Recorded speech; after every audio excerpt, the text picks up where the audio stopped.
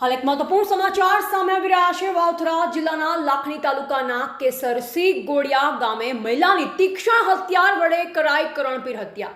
કેસરસી ગોડિયા ગામની આંગણવાડીમાં નોકરી કરતી તેડાગરની કરાઈ કરણપીર હત્યા। આંગણવાડીમાં ફરજ પર તેડાગર હતી, જે દરમિયાન બાળકોની નજર સામે કરાઈ હત્યા। આંગણવાડી તેડાગરની હત્યા કર્યા બાદ અત્યારે વીજપોલ પર ચડી આત્મહત્યાનો કર્યો પ્રયાસ। તેડાગરની કરપીણ હત્યા કરતા 3 બાળકો સહિત પતિ થયો નોંધારો। હત્યારા યુવકે વીજપોલ પર ચડી આત્મહત્યાનો પ્રયાસ કરતા લાખણી ડીસાને ત્યારબાદ પાલનપુર હોસ્પિટલ ખાતે સારવાર અર્થે ખસેડ્યો। લાખણી પોલીસમાં હત્યારા વિરુદ્ધ નોંધાઈ પોલીસ ફરિયાદ। તો હાલ એક મહત્વપૂર્ણ સમાચાર સામે આવી રહ્યા છે। વાવથરા જિલ્લાના લાખણી તાલુકાના કેસરસી ગોડિયા ગામે મહિલાની તીક્ષ્ણ હથિયાર વડે કરાઈ કરપીણ હત્યા। કેસરસી ગોડિયા ગામની આંગણવાડીમાં નોકરી કરતી તેડાગરની કરાઈ કરપીણ હત્યા। આંગણવાડીમાં ફરજ પર તેડાગર હતી, જે દરમિયાન બાળકોની નજર સામે કરાઈ હત્યા। આંગણવાડી તેડાગરની હત્યા કર્યા બાદ અત્યારે વીજપોલ પર ચડી આત્મહત્યાનો કર્યો પ્રયાસ। તેડાગરની કરપીણ હત્યા કરતા 3 બાળકો સહિત પતિ થયો નોંધારો। હત્યારા યુવકે વીજપોલ પર ચડી આત્મહત્યાનો પ્રયાસ કરતા લાખણી ડીસાને ત્યારબાદ પાલનપુર હોસ્પિટલ ખાતે સારવાર અર્થે ખસેડ્યો। લાખણી પોલીસમાં હત્યારા વિરુદ્ધ નોંધાઈ છે પોલીસ ફરિયાદ।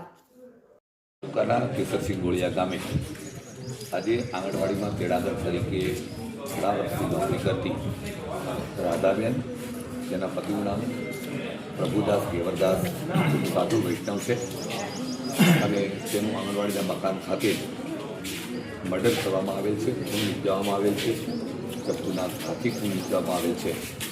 તે ઘટનાથી તમામ સમાજોમાં ખૂબ ભારે અરેરાટી પ્રસરી ગઈ છે। આરોપી નજર કેદ હેઠળ છે। ફરિયાદ કરવાની પ્રોસિજર ઇત્યાદિ કરવાનું ચાલુ છે। એ મરણ જનારના પિયર પક્ષમાંથી, રાજસ્થાનમાંથી એના પિયરિયા લોકો ત્યાંથી આવે છે, એટલે સાસરી પક્ષના એના પતિ, દિયર, જેઠ અને સસરા વગેરે કહ્યું કે પિયર પક્ષના લોકો આવ્યા પછી જ એ લાશને અહીંથી હટાવવામાં આવે, ત્યાં સુધી ન લઈ જવામાં આવે, પરંતુ પોલીસનું કહેવું છે કે લાશની લિવિડિટી અને ડિકમ્પોઝિશન અને ગરમીના કારણે એ ન થાય એટલા માટે એની પોસ્ટમોર્ટમના રૂમ સુધી આપણે લઈ જઈએ છીએ, અને બધા જ આવ્યા પછી બાકીની ફરિયાદ વગેરેની પ્રોસેસ કરવામાં આવશે। આરોપી એક છે, બીજા કોઈ એમાં સંકળાયેલા છે કે કેમ, બીજા લોકો કોઈ આ અંગેનું કાવતરું કરવામાં છે કે કેમ, તમામ રીતે સરકાર ખૂબ કટિબદ્ધ છે। ચૂંટણીના પણ સંજોગો છે, અને પોલીસ તંત્ર એકદમ સાબદું છે। પોલીસ તંત્ર ખૂબ સારી રીતે પોતાની કાર્યવાહી નિયમાનુસરણી કરી રહેલ છે।